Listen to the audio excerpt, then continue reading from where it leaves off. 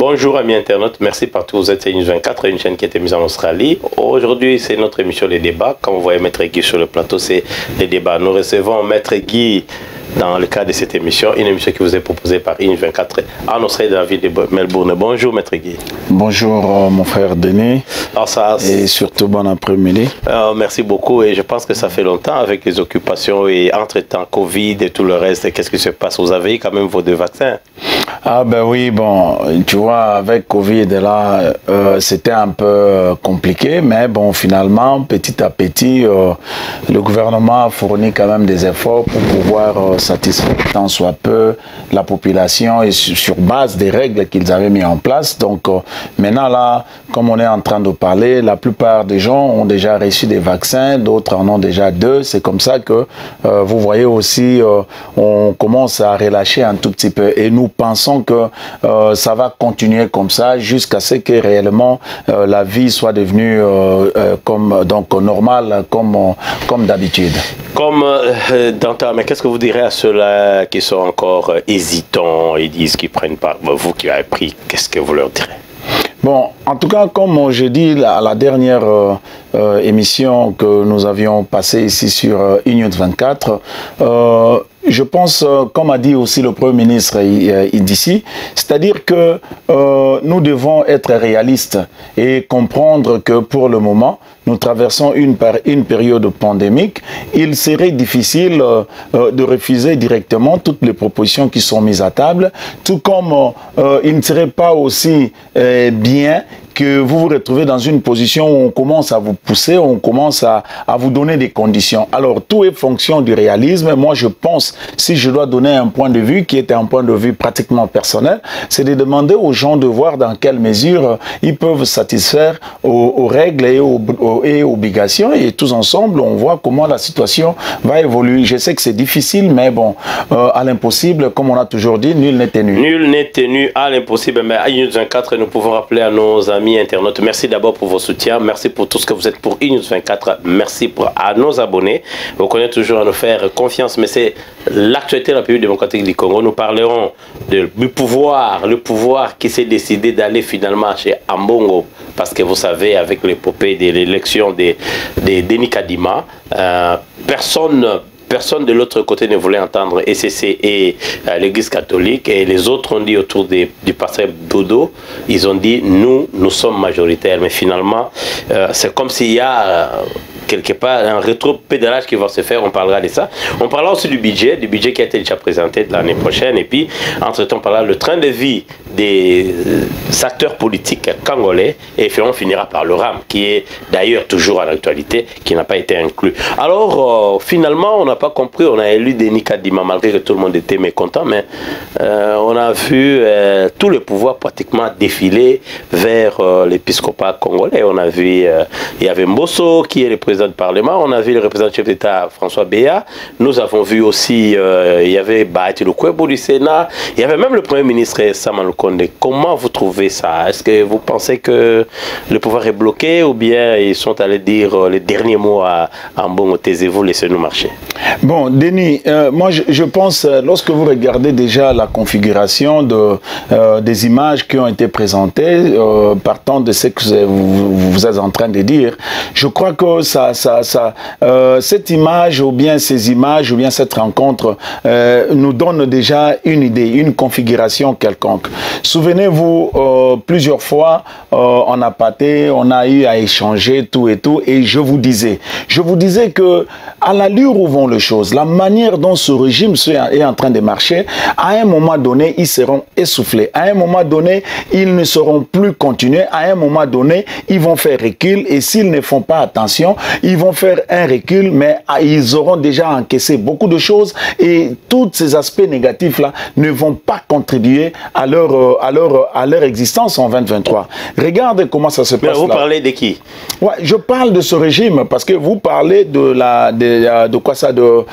rencontre. Oui. Donc moi je préfère commencer par le régime. Pourquoi le régime?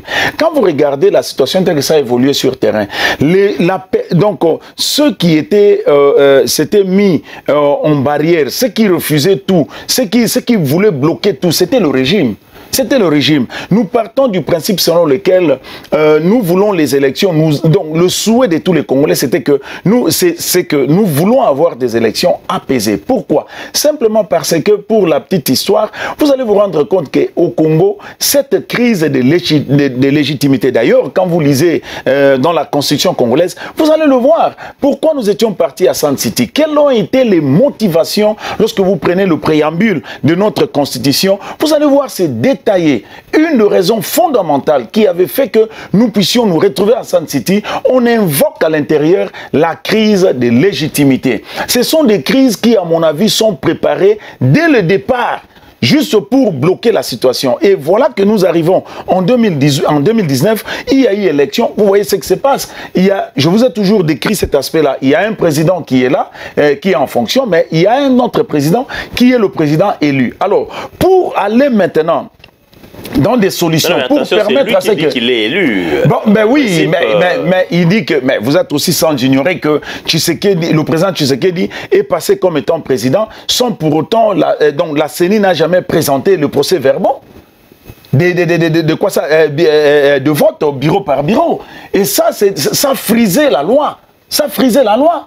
Parce que pour arriver à donner les résultats ne tombent pas du ciel. Les résultats viennent sur base d'un canal prévu, déterminé par la loi. Et lorsqu'ils sont allés à la Cour constitutionnelle, je vous ai toujours dit, Denis, là je préfère ouvrir une braquette là-dedans. Vous voyez, même quand vous regardez le procès où l'autre camp revendiquait sa victoire, donc l'opposition qui revendiquait sa victoire, et ils sont allés à la Cour constitutionnelle. Vous savez, ce genre de procès, ce n'est pas de procès où on utilise directement. Ce que je dis, c'est au même moment, c'est vrai, mais je crois que ça avait frisé au niveau de la procédure. En droit, nous disons celui qui accuse apporte la preuve de ses allégations. Comme pour attester réellement les faits commis ou les faits subis, pardon, normalement, je ne méritais pas ça et je demande que justice soit faite. Actori incumbit probatio. C'est ça le principe. Mais la contrepartie, nous devons voir maintenant dans certaines matières. Lorsque vous êtes, par exemple, dans une matière électorale, moi, je dis que non, j'ai eu élection avec un monsieur tel, c'est moi qui ai gagné. Moi, je donne mes moyens de preuve. Mais il ne suffit pas à la Cour ou bien au tribunal directement de se prononcer sans pour autant se référer à l'organe qui a organisé les élections. Pourquoi? Parce que tout simplement, mais exactement, parce que tout simplement, la matière électorale ressort de la souveraineté. Lorsqu'on regarde la gravité, on regarde l'importance que cela regorge dans la société, il est important.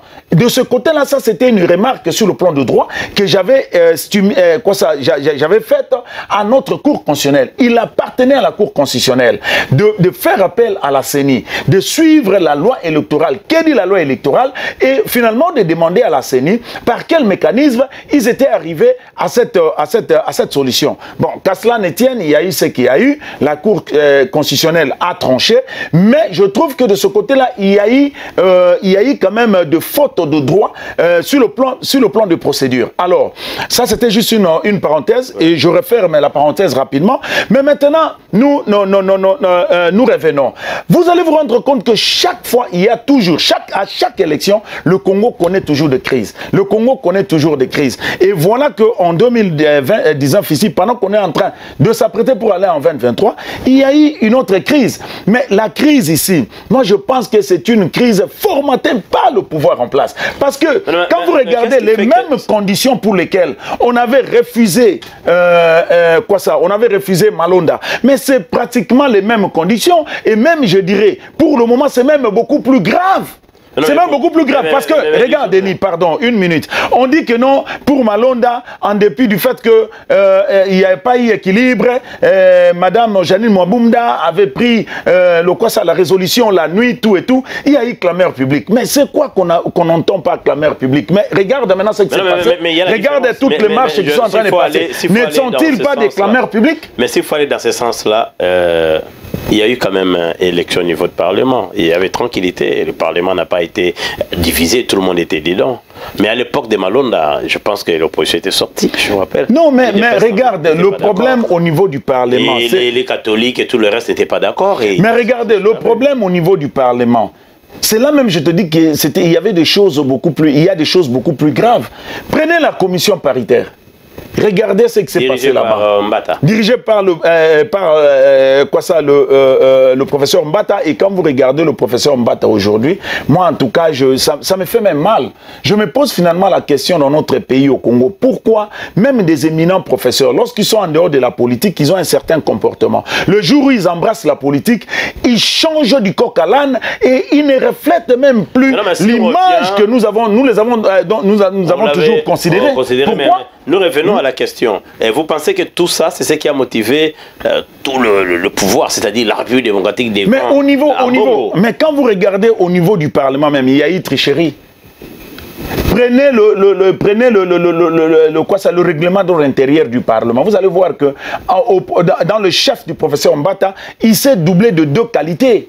Chose qui ne peut pas se faire. Tu ne peux pas au Parlement jouer le rôle du président dans 2 commissions différentes. Ça ne se fait pas. Mais le professeur Mbata a préféré faire ça. Première chose. Deuxième chose. Mais qui l'a mis là-bas, il a été élu. Non, le mettre ou pas, on peut bien le mettre, mais on peut aussi te mettre par erreur. Mais toi, tu es scientifique. Mais pourquoi tu ne veux pas désister? C'est ça le problème au Congo. La notion de désister n'existe plus. Et vous pensez on ne sait plus sauver les valeurs. Maintenant, s'il faut avancer, vous pensez que le pouvoir est allé dire quoi? Parce que quand j'ai dit le pouvoir, c'est la République qui était devant bon pratiquement. Mais Denis, comme je te dis là-bas, le pouvoir en place, le parti au pouvoir en place, c'est-à-dire l'UDPS, ne peut pas faire face à l'Église catholique. Et cette fois-là, ce qui est grave, c'est que cette fois-ci, et l'Église catholique et l'Église protestante, on fait bloc. Denis, dis-moi devant ces 2 églises, qu'est-ce que le pouvoir de Kinshasa peut bien faire? Non, mais nous avons entendu les gens comme Mukuna, les gens comme Dodo, ils ont dit nous avons plus de croyants. Nous d'ailleurs, Mukuna m'a expliqué à Bossolo la politique, à Israël, que nous avons plus de gens, d'ailleurs l'église catholique de l'époque, mais l'église catholique aujourd'hui ne peut pas faire face à nous. Bon, moi je pense que ça sont des histoires. C'est comme ça que j'appelle ça, ça sont des histoires. Nous sommes sans ignorer que aujourd'hui, lorsque nous parlons nous sommes dans le concert des nations, l'Église catholique prend part. Tous ceux que vous citez là-bas ne prennent pas part. Lorsque vous regardez au niveau de la représentation nationale, l'Église catholique se retrouve dans des endroits, l'ancrage sociologique. Et donc l'Église catholique bat le plein. Sur le plan ancrage sociologique, l'Église protestante, même, vous prenez même au niveau de la participation, du développement de notre pays. Mais vous citez l'Église catholique, vous n'allez pas citer tous les autres là. Moi, je pense qu'à l'heure actuelle, même au niveau des églises de réveil, nous devons éviter ces genres de politique où on vous utilise comme des torchons. Lorsqu'il faut vous utiliser, on vous utilise. Lorsqu'on trouve que ah non, ça ne va pas et puis on vous jette. Mais la situation est là, Denis. La situation est là, comme vous le dites. Vous pensez que Dodo ne sert plus à rien? Non, mais je vous dis seulement la situation est là. Vous avez vu toute la République devant le cardinal. Et là, ils sont allés faire quoi? Est-ce que toute la République est allée devant le pasteur Dodo Kamba? Non. Vous avez vu toute la République aller devant le pasteur Mukuna? Non, mais devant le cardinal. Parce que le cardinal a une forte représentation. Le cardinal représente beaucoup. Le cardinal, à travers son église, joue beaucoup. Mais ils sont allés d'abord faire quoi? Moi je pense qu'ils sont allés dire, donner quand même leur, mettre en garde quand même l'église catholique, faire arrêter avec vos sittings, vos marches et tout ça. Nous devons avancer avec la République. Mais même si c'était le cas, mais pourquoi? Parce que nous sommes dans un état démocratique et les marches sont garanties par la Constitution. Mais le pourquoi demeure. Moi je pense à l'heure actuelle, le pouvoir est essoufflé. Déjà comme nous sommes en train de parler ici, le pouvoir, le régime ici n'a pas de bilan. Alors, vous pensez que le régime ici n'a pas de bilan. Alors, vous n'allez pas continuer à aller de bagarre en bagarre. Lorsque vous regardez ce régime ici, ce régime a des problèmes avec tout le monde. De pas lier, pas d'un côté, par le comportement des acteurs politiques, de leur, du camp, surtout du parti au pouvoir, et de l'autre côté, par la manière de gérer. Ça fait déjà 2. Moi, je pense qu'ils sont allés voir le cardinal, premièrement pour chercher un apaisement. Parce que vous comprenez, nous sommes dans un contexte où la marche qui a eu lieu du Front patriotique, là, Denis, il y a eu un monde. Imaginez qu'il y a eu la pluie, mais malgré la pluie, la population de Kinshasa a bravé la peur de la pluie. Ils sont sortis tels qu'ils sortaient là-bas. Mais maintenant, posons-nous la question, si ce genre d'action pouvait continuer 3 fois, 4 fois, 5 fois. Et vous savez, devant des masses comme ça, par moment, il est difficile. Comme on a toujours dit en philosophie, la masse n'a pas d'âme. Aujourd'hui, ils sortent, ils sont calmes. Demain, ils sortent, ils sont calmes. Et le jour suivant, s'ils sortent, ils perdent la tête. Ça se passe comment? Et je crois qu'au niveau des services de sécurité, vous avez vu, même dans les images là, le représentant, le conseiller spécial du chef de l'État, il était là. Donc, ça dit déjà beaucoup. Deuxième chose, ils sont allés là-bas pour demander, si pas demander, mais trouver un compromis pour que l'Église catholique et l'Église protestante puissent non pas seulement accepter, mais accompagner. Parce que, Denis, voyez, je parlais de la crise de légitimité. Ça ne servira à rien de commencer à préparer l'élection 2023 pour une autre contestation. Je rebondis là-bas. Ouais. Si par exemple ils acceptent d'accompagner, vont accompagner Denis Kadima. Non, bon, lorsqu'on parle du processus, le processus n'est pas Denis Kadima. Denis Kadima n'est qu'un élément. D'ailleurs, vous vous souvenez en son temps, moi je vous disais déjà, pourquoi toute la République doit être bloquée sur base d'un nom?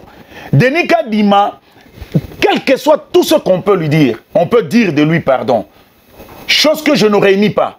Mais montrez-moi l'expérience de Denis Kadima en matière électorale au Congo. Il n'y en a pas. Il n'a pas encore organisé. Et il n'est pas le seul. Parce que je peux vous prouver sur base de faits. En 2006, nous avons eu les élections. Denis Kadima n'était pas là. Mais il y a eu élection. En 2011, nous avons eu les élections. Denis Kadima n'était pas là. En 2018, il n'était pas là. Donc, cela veut dire que même ici, en 2023, Denis Kadima n'est pas là. Mais le Congo va continuer, il y aura le cycle électoral, Vous pensez que le président peut reculer par rapport à son ordonnance? Mais si le président recule par rapport à son ordonnance, il fera quelque chose de bien, il va sauver la République, il va sauver les doutes, il va sauver des contestations. Voilà, parce que nous ne pouvons pas s'éterniser avec le temps qui nous est imparti. Nous disons que le pouvoir est allé chercher l'apaisement, comme l'a dit Maître Guy. Mais il y a aussi le budget. Le budget est sorti, c'est 10 milliards. Je pense que maintenant, nous sommes en train de monter là. Nous avons 10 milliards et ce qui signifie les besoins des Congolais et les problèmes des Congolais pourraient être résolus cette année quand même. Bon, Denis, tu vois, vous voyez, souvent quand on passe dans des médias comme ça, nous parlons de certaines choses avec, pas avec passion, mais donc tu es en train de t'exprimer devant des situations qui vous font quand même mal, parce que quoi qu'il arrive, c'est notre pays, c'est notre population, donc c'est comme dans ta maison, tu te retrouves dans une situation où donc tu ne sais plus à quel sens aller. Regarde, Denis, d'abord un budget c'est quoi? Lorsque nous parlons d'un budget, c'est quoi? Un budget, c'est un acte par lequel sont prévus et autorisées les recettes et les dépenses annuelles de l'État, ou soit d'autres services assujettis aux mêmes règles. Oui. Voilà pourquoi lorsque on vient au Parlement pour présenter à première vue le budget, nous parlons des prévisions budgétaires. Lorsque le Parlement vote, ça devient une loi. À ce moment-là, l'exécution, tout, et puis ça suit le cours normal. En 1920, il y a eu aussi un budget. C'était à peu près 9 ou 10 milliards. 9 ou 10 milliards. Mais lorsque vous regardez ce budget-là qu'on a voté l'année passée, en termes de taux d'exécution, nous n'avons même pas atteint 50%. Nous n'avons même pas atteint 50%. Et voilà, la situation sociale ne fait que descendre et descendre. D'ailleurs, l'année passée, il y a eu déjà un budget qu'on avait voté. Mais quand vous suivez le ministre de la Défense, qui a été reçu par la commission Défense et Sécurité du Parlement, vous avez suivi ce qu'il avait dit. Donc, nous sommes dans une période cruciale. On met en place un budget, mais que curieusement, ce budget-là ne répond pas aux desiderata de la population. Ce budget-là ne répond pas aux desiderata des aspects sécuritaires. Ce budget-là, donc le budget-là ne répond pratiquement à rien. Et cette année ici, nous risquons de reprendre la même situation et le même exercice. Vous avez vu, quand vous entrez à l'intérieur de ce budget 2021, les prévisions budgétaires qui sont faites là-bas, au moins plus de 58% de ce budget ici, donc la consommation de ces 58% là, ce sont les institutions. Ouais, alors, avant qu'on arrive là, je voulais quand même savoir qu'est-ce qui fait que le budget n'est pas effectif. Pourquoi vous pensez que ce budget là, vous avez donné l'exemple de l'année passée, alors qu'est-ce qui fait que ce budget là n'est pas, ce budget là qu'on attend, n'est pas un budget effectif? Mais le problème, comme nous l'avons appelé, prévision, oui. C'est une prévision. Vous venez, vous dites que nous comptons faire ça. Donc, vous faites une prévision. Mais après la prévision, suit maintenant le travail d'accompagner, de trouver les voies et moyens, les ressources, où nous allons trouver l'argent. Il faut capitaliser à travers les services de l'État, à travers les recettes, à travers les taxes, tout est consort. Mobiliser, voilà le terme qu'il faut. Mais à partir de là aussi, il y a aussi le sérieux que les acteurs doivent jouer. Donc les acteurs politiques, il n'y en a pas. Il n'y en a pas, Denis. Regarde, lorsque nous parlons par exemple des dépassements budgétaires, est-ce que vous voyez la gravité qu'il y a pour un pays, pour chaque année d'exercice budgétaire, on doit vous parler des dépassements, et ces dépassements-là ne sont même pas en termes de 1000, mais c'est en termes de millions. Je vous cite par exemple la présidence. Rien que pour l'exercice budgétaire qui vient de se passer. 145 millions, mon Dieu, 145 millions. Là, c'est une seule institution. Mais le travail, nous ne parlons pas encore du Parlement. Le travail à abattre par rapport à la mauvaise gestion des années précédentes. Bon, prenons le régime Mobutu, Kabila. Vous ne pensez pas que ça pèse sur Félix Tshisekedi? Non, Denis, mais il y avait des choses qu'il devait faire. Non, mais Denis, moi je pense que c'est ça même la plus grosse... même de la prise de pouvoir. Mais c'est ça même la plus grosse erreur de ce régime, où on cherche toujours à se justifier par rapport au passé, mais qui n'est pas un passé positif, c'est toujours un passé négatif. Pourquoi? Regardez, Denis, on ne justifie pas une erreur par une autre. Sinon, c'est une mauvaise théorie et vous n'avancez pas, vous faites du surplace. Et c'est exactement l'une de maladies chroniques de ce régime. Lorsque vous parlez par exemple Mobutu, mais pourquoi copier Mobutu dans le bon? Par exemple, j'ai dit, Mobutu a lutté contre le tribalisme. Les erreurs de Mobutu. Mais oui, mais alors, ce sont ces erreurs ont coûté à la République. Non, mais les dettes,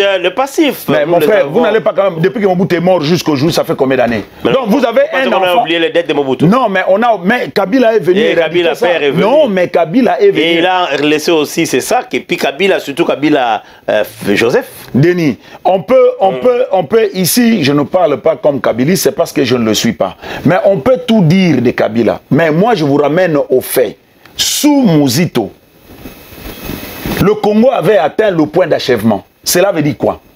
Ils sont venus, ils ont trouvé le Congo avec 14 milliards. Ils ont payé. Quand les gens des FCC vous disaient que non, on va organiser les élections avec nos moyens, tout et tout, bon, on peut prendre ça comme on peut prendre. Mais moi, je pense que quelque part, c'était quand même aussi un aspect positif dans le sens d'éviter à la République une dette de plus. Et ils l'ont fait. Vous êtes venus au pouvoir. Vous avez trouvé le Congo avec une dette extérieure de combien de millions? C'est là qu'il faut commencer et voir si on a trouvé avec zéro. Alors faites un effort à partir de zéro. Si on a trouvé avec un déficit, alors à ce moment-là, évitez et puis mobiliser les recettes pour commencer à payer. Mais ce qui est marrant ici, c'est le fait de voir que le régime ici est venu, la situation n'était pas rose. Mais vous êtes venu, vous avez quand même trouvé le pays quelque part. On a laissé 1 milliard et quelques. Jusqu'aujourd'hui, cet argent, qui peut justifier? Non, il y a 30 milliards. Ça sont des choses. Non, mais 3 milliards, cela ne se... On ne ressent pas ça sur le plan social. Tout est aux arrêts au Congo. On ne paye pas les gens. L'argent ne circule pas. Non, la situation n'avance pas. On retombe sur le social, rien. Mais qu'est-ce qui dérange le train de vie des hommes politiques congolais? Parce que les hommes politiques, pour qu'ils ne soient pas corruptibles, c'est comme ça qu'on nous a présenté les conseils chefs d'État, leur salaire. Parce qu'il faut qu'ils aient quand même le moyen de défendre notre pays. Non, et pourquoi vous pensez que leur train de vie devrait être banalisé? Denis, vous savez que la Constitution, vendre le pays. Notre Constitution prône pour une répartition équitable de quoi ça, comment on dit, des ressources du pays. Vous savez ça? Alors, il est inconcevable dans un pays où donc, le plus petit peuple de ce pays-là vit avec l'équivalent de moins d'$1. Et puis de l'autre côté, vous avez des gens qui vous touchent par mois 15 000, 17 000, 30 000 et même 50 000. Ça devient injuste. Nous devons équilibrer. Nous ne sommes plus à l'époque féodale où on avait une classe des seigneurs et puis en bas là-bas vous avez des esclaves. On doit pouvoir équilibrer. Mais on et ça c'est le rôle de l'État. Le premier mandat et le deuxième mandat, c'est sera le social là-haut. Non, mais le premier mandat, la première, la deuxième année, sur le plan social, vous-même regardez. Vous-même regardez le régime ici, donc il n'y a rien, c'est un échec total. On ne va pas mâcher les mots, c'est un échec total. Donc déjà vous dites que maintenant, le bilan, même les 2 ans restants, le bilan de Félix Tshilombo... Mais nous avons un mandat, le mandat est de 5 ans. Maintenant là nous parlons, l'année prochaine ça sera pratiquement la 4e année, non? Oui. La 4e année. Alors la 2022 c'est une année électorale. Parce qu'en 2023, c'est les élections. Donc, vous comprenez, les enjeux en 2022, c'est la préparation aux élections. Alors, mais qu'est-ce qu'on peut encore bien attendre sur le plan social, sur le plan, ou soit alors, tel que je vois ce régime, ça c'est mon observation personnelle, on pourra peut-être procéder à des trucs qui tapent à l'œil, la consommation, et puis, mais finalement, en réalité, il n'y aura rien. Donc, vous ralliez déjà M. Kaboun, le vice-président du Parlement, quand il fustige le budget, il dit non, ce budget doit être repris. Mais lui-même, là, depuis tout ce temps, il était où? Non, depuis tout ce temps, il n'est pas partout quand même. Non, mais il est au Parlement et puis ça, c'est le est-ce que vous, moi, je pense que nous devons inviter avec un certain nombre de comédies au Congo. Pourquoi je le dis? Vous savez que M. Kaboun, aujourd'hui, il est président de l'IDPS, le parti au pouvoir. Ok? Vous prenez Kaboun, il est premier vice-président du Parlement. Vous voyez, la politique, hein, c'est aussi entre les lignes des partis politiques. Donc, M. Kaboundou ne savait pas, il ne va pas nous dire que ce qu'il a vu là-bas au Parlement comme prévision budgétaire, donc il a rencontré seulement les documents, tout là-bas, il ne savait pas. Mais ça peut être possible. Non, bon, ça peut, tout comme ça peut ne pas être possible. Voilà. Donc, il y avait moyen d'influer. Il y avait moyen de travailler il y a indépendance. Vous oubliez qu'il y a l'indépendance dans les institutions. Je ne refuse. La séparation du pouvoir. Mais je ne refuse pas. Il peut empiéter parce qu'il... Non, il n'est pas question d'empiéter. Écoutez, il n'est pas question d'empiéter ici. Mais eux, ils ont des membres au gouvernement. Ils ont des membres au gouvernement. Non, là, vous parlez du parti. Non, mais... Il est vice-président du Parlement. Il doit respecter la séparation du pouvoir. Non, mais ici, je vous donne seulement la configuration et je vous fais voir Kaboun à l'heure actuelle, c'est qu'il est. Il est un pion, il joue, donc il est un pion majeur dans ce avec ce régime ici. Donc il y a toujours moyen. Il y a toujours moyen, il y a toujours des canaux qu'on pouvait utiliser pour qu'on voie déjà cette situation-là de loin et puis voir comment parler, faire arriver parce que vous comprenez maintenant, moi j'ai vu son attitude, c'était une attitude où il fustigeait. Je ne refuse pas, d'un côté il peut fustiger, mais de l'autre côté, il se fustige lui-même. Il se fustige lui-même. Pourquoi? Parce qu'il est parti au pouvoir. C'est eux qui gèrent. Aujourd'hui, si ça ne marche pas, c'est eux. Mais quand il vient fustiger, leur gouvernement là, c'est leur gouvernement. Mais maintenant, quand il vient fustiger, il fustige qui? C'est là que j'ai dit. Donc, comment je dirais, derrière le rideau, il y a des choses qui pouvaient se faire pour arranger, pour faire comprendre, pour nettoyer cette situation-là et finalement revenir au bon sens pour dire que non, nous devons faire ça. Parce que vous vous souvenez, la proposition que Kaboun est en train de faire aujourd'hui, mais il n'est pas le premier à le faire. Délice Sanga, mais il avait fait ça, non? Oui, il a fait ça. Il était le premier même d'ailleurs à faire ça. Donc, tu vois, M. Kaboun pouvait, si réellement il y avait non pas seulement une volonté, mais on veut changer les choses. On n'a pas besoin de passer à des spectacles. Moi, je trouve que ça sont des spectacles pour la consommation. Et en plus de cela, quelqu'un qui lutte pour diminuer le train de vie des institutions et des animateurs, mais ne peut jamais souscrire à des trucs tels que palissade, toutes les jeeps là. Vous prenez la Jeep, donc c'est comme pour dire demain matin, si on vient vous proposer encore des petits porteurs, vous allez prendre des petits porteurs, mais dans l'entretemps, vous venez, vous nous dites que non, nous luttons pour diminuer le train de vie. Non, Délice Sanga, il n'était pas... Mais oui, Délice Sanga, il est le premier. Il est le premier juste au début de cette législature. Non, j'ai appris. Je n'affirme même pas, mais j'aurais appris que Denis Sassou n'en a pas pris. Voilà, il n'a pas pris. Mais maintenant, ça nous amène directement vers le RAM, la taxe qui dérange. Et on en avait parlé ici, mais est-ce que vous avez encore d'autres informations? Parce que le budget, quand ça sort, doit aussi inclure les recettes qu'on est censé de récupérer dans le RAM. Mais Denis, moi, je vous avais dit sur ce plateau ici que moi, l'impression que j'ai de ce régime ici, c'est comme des gens qui sont venus au pouvoir. Donc, en réalité, ils ne savent pas où réellement il faut amener ce pays-là. Nous avions parlé du RAM ici. Aujourd'hui, laissez-moi vous donner une information. Lorsque vous prenez les prévisions budgétaires de l'année 2021, le RAM n'est pas là. Donc tout l'argent dont on nous a parlé là-bas, du RAM, tout et tout. Qu'est-ce qui passe? Mais oui, quand on fait des prévisions, on regarde aussi les sources. Et vous pensez que le responsable de cette escroquerie, c'est qui? Non, mais RAM, c'est une arnaque officielle. C'est pas ça, non? Mais tu sais, moi je suis en train pour le moment là de demander au peuple congolais de préparer et de voir comment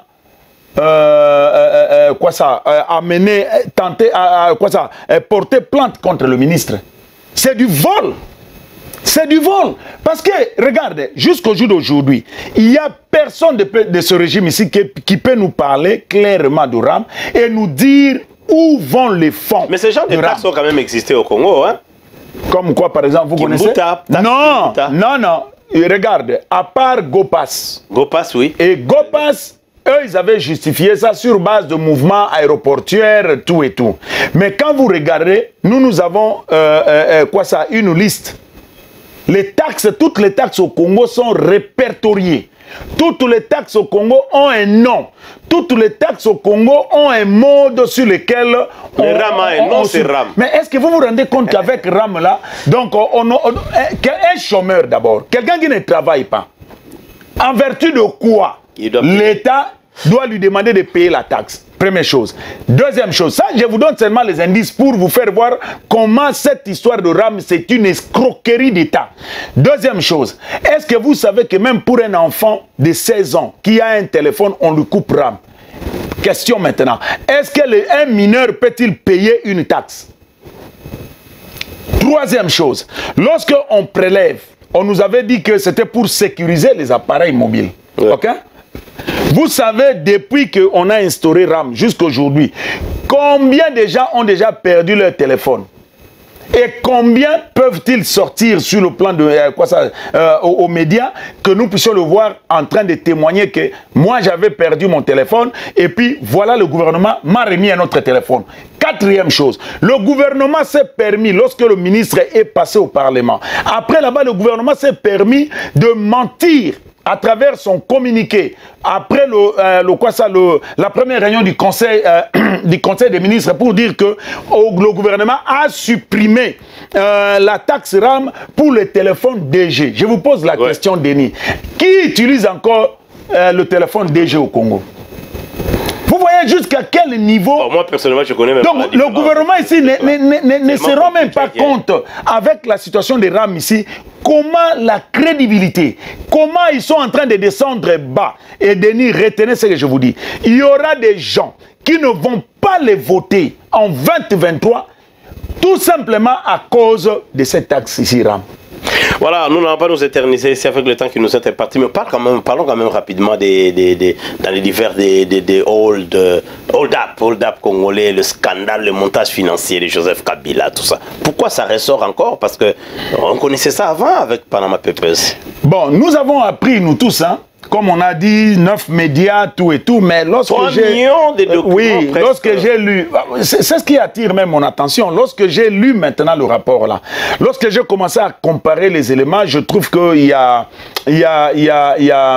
des trucs vraiment abracadabrantesques qui sont à l'intérieur là-bas et que je n'arrive vraiment pas à comprendre. Par exemple, lorsque on dit, d'abord partant du montant, on nous parle de 138 millions, oui, ce n'est pas un montant peu. Et surtout quand ce sont quand c'est le denier public, nous devons respecter ça. Il faut que l'État récupère, si cela est vrai. Je dis bien si cela est vrai, au conditionnel. Première chose. Deuxième chose, on nous sort un rapport. Mais le rapport là, c'est comme une sonnette d'alarme. Pour qu'il y ait action, pour que la justice se saisisse, il faudrait que normalement notre justice reprenne l'enquête, qu'elle fasse son enquête à elle. Où il y aura un certain nombre d'éléments, c'est-à-dire rapprocher ceux qui sont cités, faire une enquête jusqu'à ce qu'ils vont aboutir aux conclusions, et la conclusion va déterminer. Troisième chose, dans l'enquête là, on nous parle des 3 millions de preuves.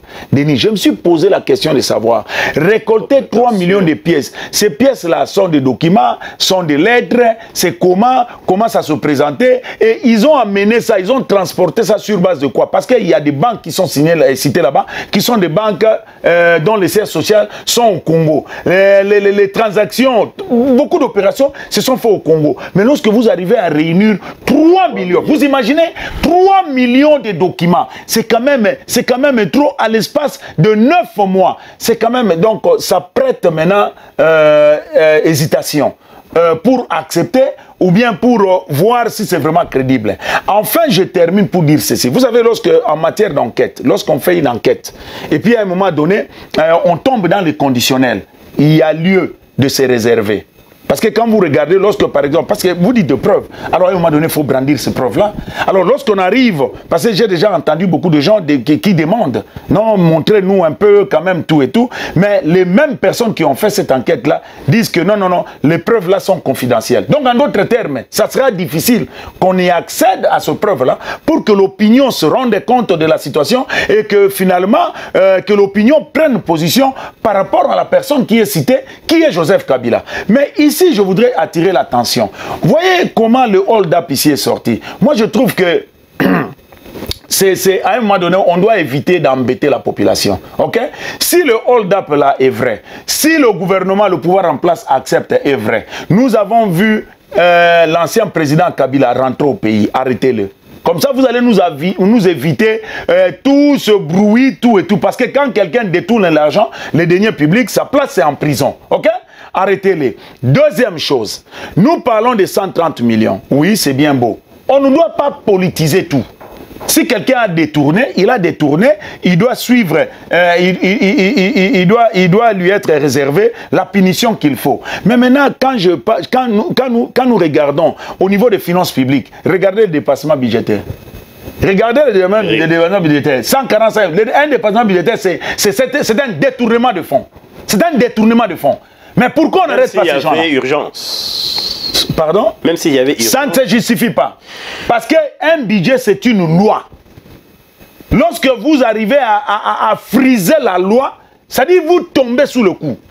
La raison pour laquelle on arrive à élire la loi budgétaire, c'est pour permettre à tout le monde de se conformer, à tout le monde de respecter, à tout le monde de travailler, tout en sachant que si vous dérobez, vous êtes dedans et vous devez être puni.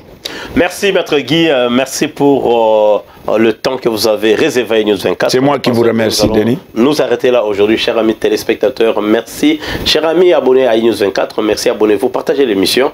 Maître Guy est revenu dans l'émission Débat et c'est chaque fois que vous aurez une émission par semaine. Merci pour ceux-là qui nous soutiennent et nous vous disons encore une fois, merci Maître Guy et à la prochaine. Merci beaucoup, Denis.